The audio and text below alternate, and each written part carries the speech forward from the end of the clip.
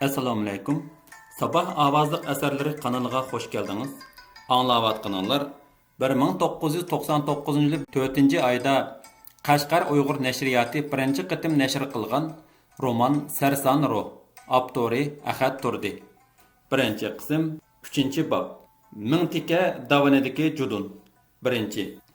Mingtika davani mushu safardagi eng xatarlik mushkul o'tganlarning biri edi. Bu yerda har qanday odamning yuragi eg'ib, puti sirqiraydi. Buni hozir faqat Qosim Tayğanla cho'nqur his qila oladi. Boshqalar bo'lsa texi bundaq mudhish ta'sirotni beshidan o'tkazib boqmagan edi. Qosim Tayğan havosi o'zgarishdan yo'li tor, agim do'qonlari xatarlik bu davondan 3-qitim o'tib. Birinchi qitim u yosh chig'ida otchilik bilan nom chiqargan dadisi Mahmud Tayğanға hamroh bo'lib o'tgan edi. Shu chaqda davonning ustiga chiqqanda uni tutak ap ketib, hushidan ketgili tas qolgan. Marhum dadisi uni o'zi biladigan amallar bilan qutuldirib qolgan edi. Shu chaqda ular putiga o'lib qolgan ot eshaklarning ho'l terlarini o'rab, churuq o'rinda kiyib mang'atdi. Bundaq bo'lganda sidam tashlardan serilib, kutilmagan xatarga yo'liqishdan saqlangali bo'ladi. Lekin bundaq sun'iy cho'roqlarmi uzunga paylamaydi. 2-3 kundala o'tkir tashlar tilib, o'tma to'shuk qilib o'tadi. Ikkinchi qitim Qosim Tayğan 2 yilning oldida boshqa bir tajribalik otchiga yordamchi bo'lib o'tgan edi. Shu qitimki safarda tuyuqsiz judun ko'tarilib, qor ko'chgachga tar bir agimidan o'tkicha bir tuga bilan bir odam yo'lni farq qila olmay, hongga tushib ketgan edi.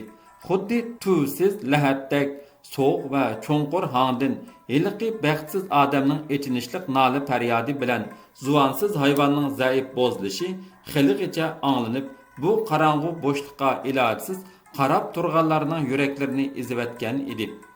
Shu echinishliq ovoz bilan shu mudhish ko'rinish heligicha Qosim Tayğanning ko'z oldidan ketmaydi. U shu chaqdala odamning jiniga tikilgan bunda xatarlik kasbdan qo'l uzib, yaxshi yeb, yaxshi kiymismi, aram xudo yashashni ko'ngliga pukkan edi. Lekin dadasidan ayrilgandan keyin uyning yuki mushu birla o'g'ilning zimmasiga tushdi. Uning ustiga bu Qosim Tayğanning ot kasbi edi. Har qitim safarga chiqqanda qo'lga kiradigan pulmu oz emas edi. Eng muhimi, har qanday odam o'zining nima ish qilishidan, nada bo'lishidan qat'iy nazar o'zining baxt peshonasiga putilganini ko'rmay iloji yo'q edi. Qosim Tayğanning qarashicha, bir odamning bu dunyodagi rizqi tugagan bo'lsa, u sehrgarlik qilib kalom mungizning ichiga kirib olsa-mu, Azroil hamon uning jinnini olmay qo'ymaydi. Shunga bu dunyodagi insonlarning o'limi g'oyib, rizqi nada tugasa, omonat shu yerda topshirildi. Buningdan mangu qochib qutulg'ili bo'lmaydi deb o'ylaydi. Qosim Tayğan ana shu aqida bilan bu xatarlik kasbni yana davom qildi. Tog' davonlardan halqib, cho'l jazirlardan o'tdi. Chegara besib, Anjan, Buxoro ham Shamaylargacha bordi. Bu qitim mana shu ham safarlarning talbi bilan qutlug' safarga otlanib, Mingtika davonidan 3-qitim o'tish oldida turadi. Davonga yaqinlashgan sari havo sovishga boshladi. Tog' tarafdan kelgan sovuq shamol ularni to'ngdirib dugdaytibdi. Eng oldida ketayotgan Qosim Tayğan otning tizginini tortdi. Boshqalarmi uni cho'rdab to'xtadi. Qosim Tayğan beshiga salvar tumoq, putiga g'az-g'az o'tik kiyib olgan edi.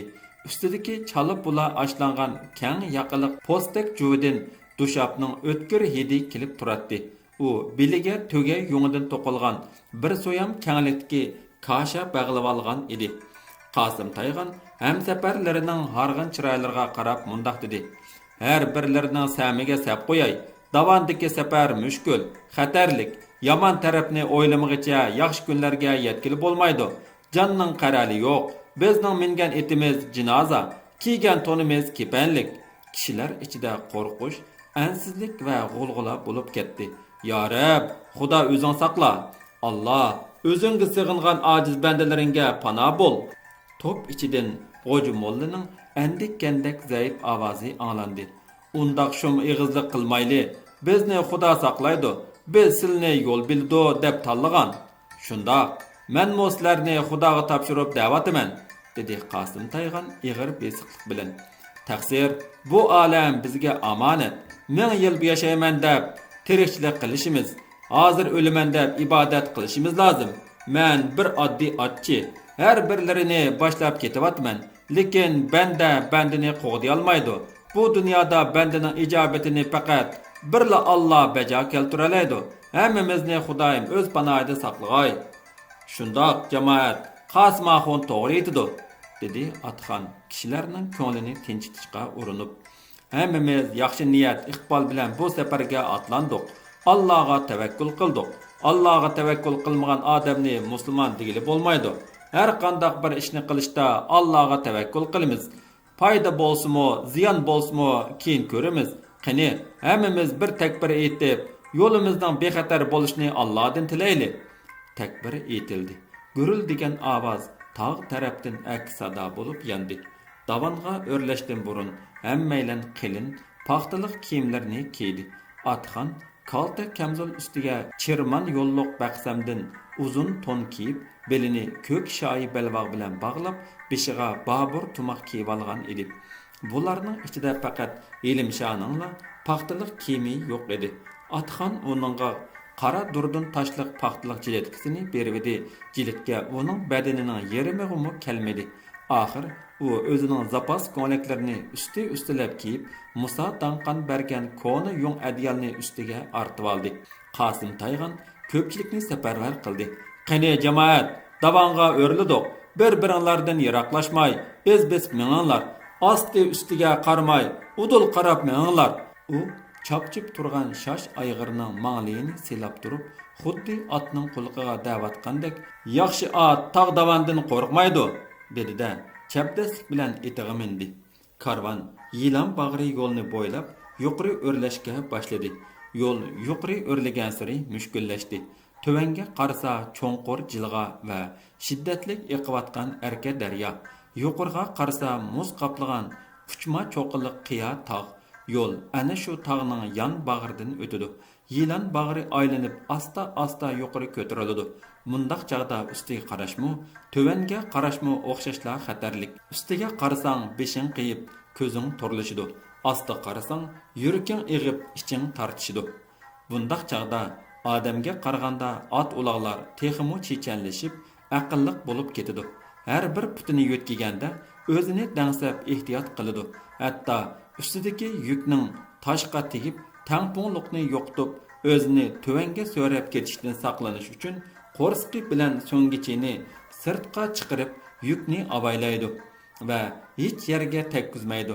Ko'zni yumib ochqicha jahon o'zgarib ketadigan hayot mamatliq bu daqiqalarda karvanni boshlab ketayotgan otchilarning ko'zlaridan ixtiyorsiz yosh quyiladi.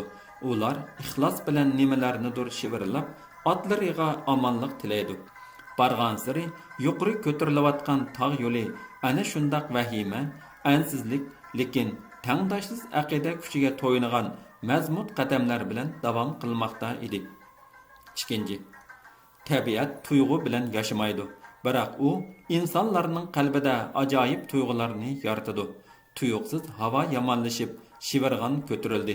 Tog' cho'qqilaridan uchib tushgan qor uchqunlari yilandek vishildab atrofga siljitdi. Ochiq sovuq odamning gajigisini qo'rib, yuzini ichturatdi. Dal shu chaqda ajoyib bir ovoz, quloqning dop pardasini yerib, odamni qo'rqinchga solgan dahshatlik bir ovoz anglandi. Hammaylan cho'chib, andikib, yo'ldan to'xtab qoldi. Heliqi ovozning aks sadosi tog'lar orasidan qaytib kelib, yana bir qatim sarosima paydo qildi.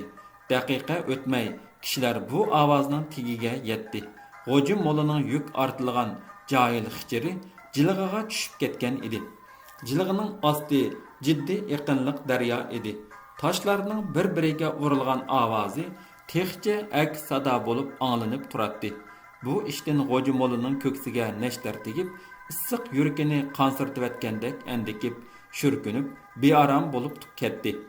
Shundoq sovuqdimi, uning burnining uchi tarlab, ko'zlari qo'rqinchliq chakchiyib ketgan edi.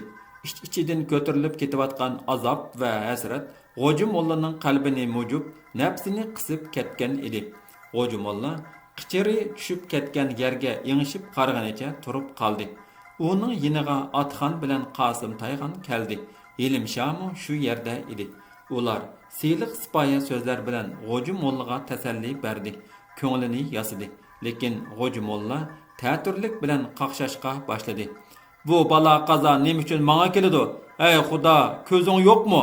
Men nima uchun bundaq shum bishona? Bitalay, isit milim, voy isit. G'oji molla, undaq deb ketmaslar. Her qandaq ish Xudoning irodasidan sirt bo'lmaydi, dedi Atxon uning shum ig'izdan norozi bo'lib. Ilm o shukr qilslar, mol tushib ketgan bilan Xudoga shukri, o'zlari sog' salomat turiligi, hayotli bo'lsa hamma narsa tepiladi. Men mo tushib ketsam bo'lamti? Texmo ta'turlik qildi G'oji molla ochiqdan to'lg'inib. Zodi her birlarining meni ko'rarga ko'zlari yo'q. Bu mol bo'lmasa men hajiga qandoq borman?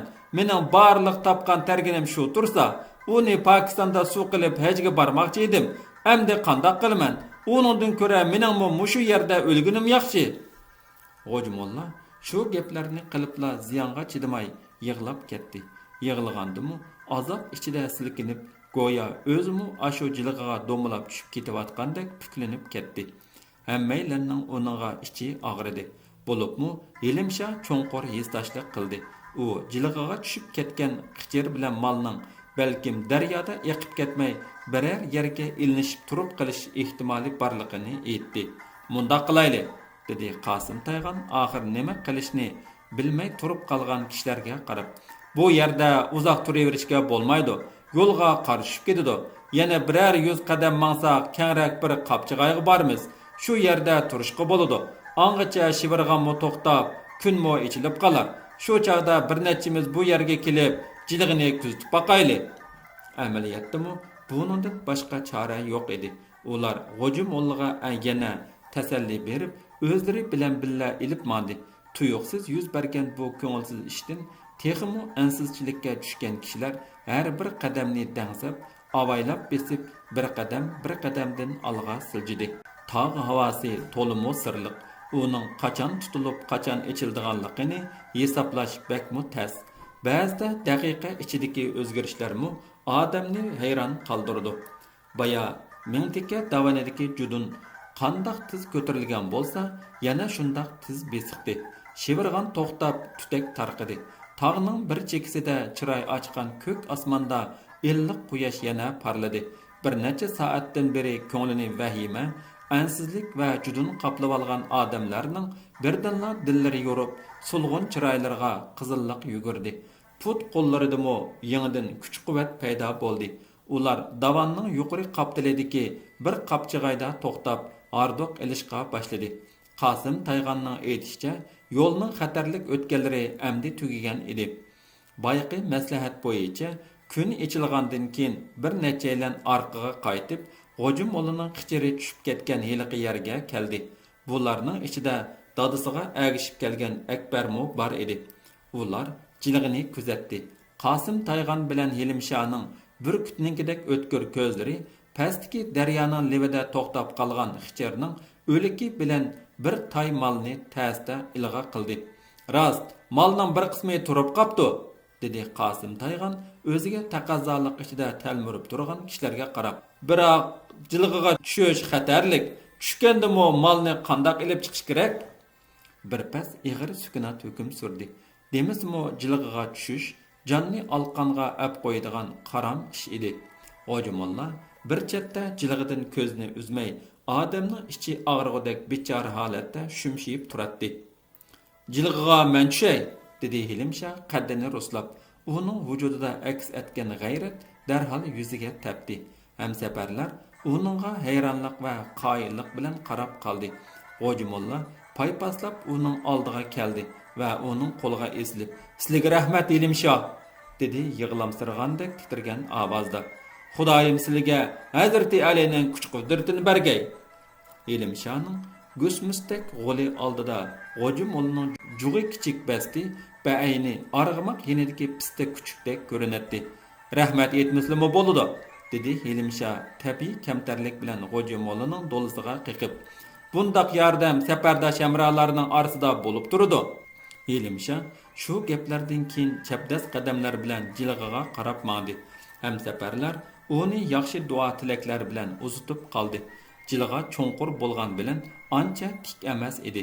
Toshlarni yerib, anda munda yan bag'irlab o'sib chiqqan archa, qarg'ay ko'chatlari bilan qurg'an yıldızlarga çirmishib ketgan budishqoq chatqonlar toshlarni qarmab yutqachqa unchalar xatarlik emas edi. Faqat odam chaqqan va qo'rqmas bo'lsa, chatoq chiqmaydi. Elimsha xuddi tog' tekisidek chaqqanlik va ziraklik bilan toshdan toshga sakrab, ba'zida o'z badanining ig'irligi bilan serilib, birdamda ko'zdan g'oyib bo'ldi. Ustida qarab turganlar chinardek basti bor bu yo'g'on odamning qilcha kalampaylik qilmay shundoq chaqqan va chabdas harakat qilayotganligini ko'rib hayron bo'ldi. Buning ichida Akbar hayronlikdan eshib uningga bakmu qiziqdi. Ilm shohning jasorati, irodasi va mardonaligi uni maftun qildi. Akbarning ko'nglida Ilm shohga nisbatan cho'nqur hurmat va bir xil qarindoshlarcha do'stlik tuyg'usi o'rnab qoldi. Elimsha kichkidilla tuman daryosi bo'yidagi yarliqlarda o'ynab cho'ng bo'lgan edi. U tik yarlarga yamishni, egiz qiyolardan daryo qaynamlarga sakrashni yaxshi ko'radi. Elimsha ba'zida hech qanday tutqusi yo'q egiz yarlarga yamishib, shu yerga changa qo'yib tuxum basgan to'rg'ay, qushqoch va cho'g'ondaklarning ballarini tutib tushadi. Buni u ham havas, ham pul tepish uchun qiladi. Ba'zida ashu yarliqlarda qo'lga tushib qolgan ətvarlıq qush balalarini mahallasidagi kichik boyvachchilarga xili qimmat pulga setib xajlaydi. Elimsha bir qitim ashundaq egiz tik yarga yamishib chiqib, bir qush o'visiga qo'lni salay deganda yarning yuqori tarafidan so'ylab tushayotgan bir zaharlik yilonga yo'liqib, o'liq qinidan yiqilib tushib, so'l puti zaxmlangan edi. Uning bugünkidek chaqqan, qo'rqmas, irodalik bo'lishi ana shu kichik vaqtidan tortib yetilib kelgan qaysar turgun ruhining natijasi edi. Elimsha jilg'iga tushib ketib, oradan yarim soatdek vaqt o'tdi. Bu vaqt ansizlik, taqozolik va tititlik ichida kutib turganlar uchun bakmu uzoq tuyulib ketdi. Hammalarning ko'zi jilg'ida edi. Ko'nglida bo'lsa, Elimshaning tez va aman eson qaytib chiqishini tilash istikla bor edi. Bir chaqda ularning talmirgan ko'zlariga jilg'idan o'mlab chiqayotgan bir toshbaqa ko'ringandek bo'ldi. Toshbaqa nihoyatda tasda bir qadamdan o'rlayotdi. Yana bir oz vaqt o'tganda ularning aloq-jaloq ko'zlariga toshbaqa emas, balki bir tay molni o'shniga ortib, xuddi toshbaqadek yerga chaplashib, yo'g'on, bejirim putlari bilan toshlarni terajib, kuchli qo'llari bilan daraxt yiltizlarini qamallab, o'kizdek turgunlik bilan yuqori o'rlab chiqayotgan Elimsha ko'rindi. Ayol o'tmay Elimsha ustiga chiqdi. Uning yuz ko'zlari chiliq-chiliq tar, badanidan issiq g'o'r ko'tariladi. Toshlar jirab ketgan qo'llaridan qon tapchirab turadi. Arg'anliqdan demi kesilib, nafas ololmay qolgan edi. G'o'jimolla xushalliq va hayajondan nima deyishni bilmay, uning atrofida parvona bo'ldi. Akbar bo'yniga o'rib olgan lo'ngisini elib, uning yuz ko'zlarini surtishga boshladi. Bu uning Elimshaga bo'lgan hurmat va qoyilligining ifodasi edi. Elimshaning mana shu holatdagi jasur qiyofati, butun vujudidan urg'ib turgan kuch-qudrati, ko'zlarida chaqnab turgan samimiy sadoqati Akbar uchun bir ulga edi. U o'zining kelgusida mushu odamga o'xshash mard, jasoratlik, boshqalarga ko'yindigan halol odam bo'lishni ko'ngliga pukdi. Bu ta'sirot birdinla Akbarni burunqidan cho'ng bo'lgandek nazar doirasini kengaytib, yaxshi yomonni farq eta oladigan iqtidorga ega qilgandek yuksaklikka ko'tarib qo'ydi. Qichirning bo'yni uzilib o'libdi, dedi Elimsha bir oz demini ilib olgandan keyin jilg'ining ostidagi ishlarni tushuntirib, bir tay molni do'lqon urib yiqitib ketgan o'xshaydi. Mavi bir tay mol daryoning levida turib qoptikan, suvning kuchi yetmabdi. Ey isit, bir tay molning ko'zi ochiq ketdi-da, dedi G'o'jimolla hasrat bilan levini tishlab. Lekin u boshqalarning o'ziga nima degan noinsof odam bu degandek sovuq nazarda qarab turganligini ko'rib, darhol gapini o'ngshib oldi. Ilham bo'lsimi, Xudoga shukr. Allah bana bir tayını bolsmu nesip qıptı. U şu geplerden keyin qılın chipta bilan taylangan malni injiqlab ko'taribdi. Chiptining asti tarafidan qaramtul, shilimchiq bir narsa sirg'ib iqishqa boshladi. Bu nima? Ilaqi g'alati narsaga ko'zi tushgan Atxon hayron bo'lib so'radi. Bu ish nima emas? Lekin Xo'ja mollaning chiroyida g'o'liqish, mangdash alomatlari aks etdi. Atxon darhol hiliqi qaramtul, shilimchiq narsadan barmoqiga azroq ilib, yana bir necha qatim hidlab purdi-da, xuddi bir narsadan tuyuqsiz yergangandek chiroyini purishtirib to'lvatdi. Nashkan bu? Nima? Ilimshoning bom yangroq ovozi tog' orasida chiqindek guldirlab ketdi. Ko'rinmaydigan qiri yo'q, ichilmaydigan sir degandek Xo'ja mollaning ochiq uchidagi harom niyatlari oxir oshkorlanib qoldi. Uning qaram yuragi qattiq ko'pildab ketdi. Hamisha mamadonlik, takabburlikning sovuq uchqunlari chachrab turadigan chiqir ko'zlarining nuri o'chib, muloyimlashib qoldi. Lekin Xo'ja molla yana darhol o'zini tutib olib, chiroyiga kulga yugurtdi. Ammo atrofdagilarning g'azablik, judunliq chiroylariga qarab yana ozroq andikdi. "Ilimsho, buni ochayli", dedi Atxon zarda bilan buyruq talab bo'zdi. "Bu sharmanda ishni boshqalarmi ko'rib baqsin." Ilimshoning yerik soqol bosgan qaramtul yuzi texmu qaradab o'pkidek esilib ketdi. U davarab kelib, heliqi bir tay malning arg'amchilarini pichiqi bilan burda kesdi va ichidagi alomatlarni ko'pchilikning oldida oshkora qildi. Puxta taylangan malning cho'risiga Uyg'ur yiziqida besilgan haptiyaklar 4 qavat tizilib, o'ttirsiga 30 jin kelgidek sap nasha qachilangan edi. Zirak Xo'ja molla o'z vaqtida nashining atrofiga purab ketishdan saqlanish uchun chiptining ichi teshiga yumshoq so'qilgan zira chichivatgan edi. Mubodo Allohning taqdiri bilan xichir jilig'iga tushib ketmay, bu davondan salomat o'tib ketgan bo'lsa, Xo'ja molla bu nashlarni Ravalpindi yoki Karachi'da nurg'un pulga setib, Yambuda ishik taqaydigan boyvachilardan bo'lib qolgan bo'ladi. Vaholanki, niyati yomonning qazin tushuk degani rost ekan. Xichir tuyuqsiz jilig'iga tushib ketib, Xo'ja mollani qattiq hasrat nadomatda qo'ydi. Uning shirin orzulari terpiran bo'lib ketdi. Lekin Xo'ja molla bu kutilmagan o'ng'isizlikdan o'zi yomon ko'radigan, qo'rqqan Hilimshoning mard, xolis qo'li bilan yerim yarta qutulgan bo'lsa-mu, ammo tabiatning shafqatsiz qo'li uni yana qaytadan azobga mubtalo qildi. Jilig'iga tushib daryo levida turib qolgan heliqi malning bir cheti xili uzoq vaqt suvga chilishib turg'achqa, ichidagi nasha asta erib ustiga chiqqanda sirg'ib yiqishga boshlagan edi. Shundoq qilib, Xo'ja mollaning necha vaqtdan buyon hamrohlarini aldab, yolg'on aytganligi mana amdi jamoat oldida yuz tura ichib tashlandi. Bu sharmandichiliklardan uningmi ko'ngli ochiq bo'lib, ushluq tumshqi go'yo eshak bog'lig'idek domsiyib ketdi. Hammaylan Xo'ja mollaga la'nat o'qidi. So'zdan so'z chiqdi, vijdoni o'rildi. "Qaranglar jamoat, biz Xo'ja molladek odam bilan hamsafar bo'ldikmi?" dedi Musa Danqan ochiqida titrab. Uning beshida lapangshib turgan maxmal toshliq salvar to'miqimi silkinib ketdi. "Bundaq odamlarning terki nonga, o'liki kepanga ziyon. Qayerda harom qo'l bo'lsa, shu yerda barakat yo'q. Yolg'onchilik, soxtalik, munofiqlikning alomati. Eshak go'shtni halol deb fatvo yezib beradigan nokas odamkan bu."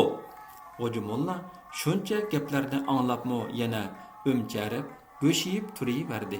Xo'ja molla butun xiyoli mol dunyo to'plashga berilgachga, uningda so'yiladigan qalbmi, uyuladigan yuzmi yo'q edi. "Bu mening ishim emas. Menga ishininglar jamoat", dedi u o'ziga devaylab turgan kishilarga yelingan qiyofatda. "Mening tijoratni billa qiladigan to'xtiqchayon deydigan bir sherikim bor edi. Bu mallarni shu taylab tayyor qilgan. Illa tavara. O'limdan xabarim borki, bu ishdan xabarim yo'q." Xo'ja mollaning so'zi shundoq chak bosmaydigan, tuturuqsiz, tetiqsiz yolg'on ediki, atrofdagi anglag'uchi hamsafarlarining texmu zardisi qaynab, va qilg'usi keldi. Atxon g'azabdan passida yerilib ketgudek bo'ldi. Mushunda qutluk safarda yuz bergan bu gunohlik ishni ko'rib, achchiqdan uning butun badani g'uj-g'uj bo'lib ketgan edi. Ho'jumolla, biz shuncha jafo mushaqqatlarga pisand qilmay, Xudoning uyini tavob qilg'ili ketyapsak, dedi u o'zini sal-pal besib. Sizlar bundoq gumrohlik, bad niyatli ishlarni qilsizlar, biz qaysi yuzimiz bilan Allohning baytini tavob qilamiz? Haramdan, shumluqdan qo'l uzmagan odamning haj tavobi Allohga maqbul bo'larmi? Bu kichik gunoh emas, Ho'jumolla. Bu gunohi kabir deb atiladi. Sizlar cho'qim Allohning qattiq jazosiga uchraylar. Elimsha Ho'jumollaning oldiga 1-2 qadam besib keldi. Uning surlik ko'zlari chakchaydi. Bayqi mehribonlik o'rnini amdi kuchlik qahr egillagan edi. Ovozimi qo'pallashib, o'ngan holda varqirdi. Sizlar meni mushu gunohlik ishga soldimi? Uning sizmi mening gunohim ozmidi? Agar burunqi vaqtim bo'ldigan bo'lsa, sizlar bilan boshqacha hisoblashatdim. Xayr, jojilarni Xudo bersin. U shundoq dedi-da, iliqi nasha o'ralgan chiptini beshidan egiz ko'tarib pirqiratganicha jilg'iga tashlavatdi. Atrofda toshlarning guldirlagan ovozi yangradi. Bir chaqda daryodan cho'ltoq shig'an aks sado keldi. Ilim Shahning bu mardona harakati Akbarni bek xush qilibdi. Akbar hurmat va qoyillik nazari bilan uningga uzoq tikildi. Keyin Ho'jumollaning faqat kishilarning g'azabidan qo'rqibla yolg'ondan o'mchiyib, shumshiyib turgan saxta qiyofatiga qarab, uning tili tuzuk, dili buzuq odam ekanligini jazmlashtirdi. Chunki oq ko'ngil, och quyruq odamning ko'z nuri o'zining diliga o'xshash pok bo'ladi. Lekin Ho'jumollaning ko'zidan bir xil yovuzlik, yili mikr chiqib turadi. Bu uning ko'zidagi xudiksirash bilan ancha-muncha chaqnab turgan sovuq zaif nurdan bilinib turadi. Amdi pushaymonga o'rin yo'q, dedi bir chaqda Ho'jumolla yig'lamsirgandek miskin ovozda. O'zimdan o'tdi, qo'limdan ketdi. Men gunohkor, men fosiq, har birlarining oldida nomaqul bo'lay. Gunohimdan o'tibsizlar. Alloh tavba qilsizlar, dedi Atxon zarda bilan. Gunohlardan Alloh o'tsin. Ilmi shukr, sizlardek Alloh ko'ngil odam bilan ham safar bo'lib, hammamizni tog' yutib ketmabdi. Tugmanda tug'ilgan chashqan Guldir Mamadan qo'rqmaydi degandek, Ho'jumolla tasodifiy oshkorinib qolgan bu sharmanda ishlarni hech qanday ruhiy azob tortmasdan og'zining uchidagi yolg'on yavadoq gap va to'vinalar bilan o'tkazibdi. Yurigining cho'nqir qitida bo'lsa, Atxonga nisbatan qattiq g'um va o'chmanlik saqlab qoldi. 3. Karvan ming tekka davanidan amon eson o'tib ketdi. Davanning bu tarafi Pokistonning Kunjutxon degan bir baglik rayoni edi. Bu yer cho'ng shaharlardan bakmu yiroq, xilvat bo'lg'achqa mahallalar kujum, kishilar edi. Qosim Taygan karvanni shu yerda to'xtatib aram oldirdi. Yerlik xalq yo'porilib kelib, ular bilan aralashib ketdi. O'ngi qora, chochlari o'suk, kiyimlari sangil-sungul bu odamlarning taqi turqi g'alita, ko'rinishi surlik bo'lsa-mu, lekin ularning chiroyidan oq ko'ngil, mehribonligi chiqib turadi. Qop-qora mo'ldir ko'zlari g'arazsiz chaqnaydi. Oppoq tishlari muloyim hijib turadi. Ularning put-qo'llari maynat, kiyimlari jul-jul, ma'sum bolalari karvonni aralab, to'shqandek sakrab, qiy-chuv qilishib o'ynaydi. Bu bolalar har xil ima-isharalar bilan o'z yurtiga qadam qo'ygan bu xudolik mehmonlarni qarshi oldiganliklarini bildirishdi. Ular birdamda uylariga yugurib kirib chiqib, hammaylanga usuluk, tuxum va yova meva qatorliq narsalarni tarqatdi. Bular ta'sirlanib, ularga tuz, saranga, qand kezak qatorliq narsalarni sovg'a qildi. Garchi bularning rangi, kiyim-kechki va tili o'xshashmasa-mu, lekin ularning o'zaro qizg'in, samimiy munosabatidan dunyoning bir chetidagi nodon, qaloq bu tog'liq yurtda insonlarning eng qisqa, lekin eng yuksak bir do'stlik xotirasi o'rnab qoldi. Karvan bu yerda bir kun turib qoldi. Otlarni dam oldirdi, kam kotalarni to'liqladi. Ikkinchi kuni tong saharda qizg'in ruh bilan yo'lni davom qildi. Akbar bu kunlarda Yelimshah bilan obdan chiqishib qolgan edi. Ular yatsimi, mang'simi billa edi. Akbar uni o'z aksidek hurmat qilib, ko'nglidagi gaplarni aytdi. Umu Akbarning aqlli, adabli bala ekanligini ko'rib, puka o'rinda echikishib ketdi va mundaq zerikishlik safarda yaxshi bir mungdashchi topganligidan xushal edi. Ular bugunmi billa minib, paranglashib ketayotdi.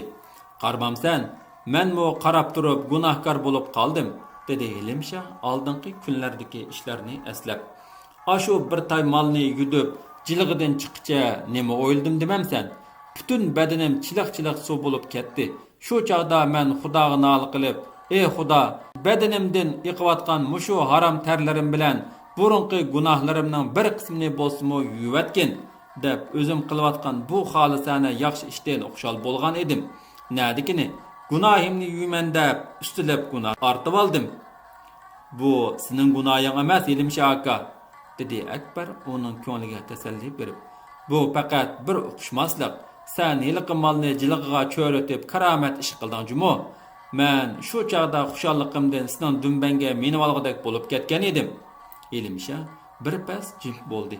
Qo'lidagi hasa o'rinda ishiltib kelayotgan cho'qatmoq bilan o'tkining qo'nchiga asta urib qo'yib, xuddi o'ziga o'zi so'zlayotgandek past ovozda mundoq dedi: "Demismi, inson bolasi foydaga amroq keladi." Davanda yuz bergan ashu ishdan keyin hamsafarlar G'o'jamolladan xuddi isiriqdan qochgan pashidek qochadigan bo'lib qolgan edi.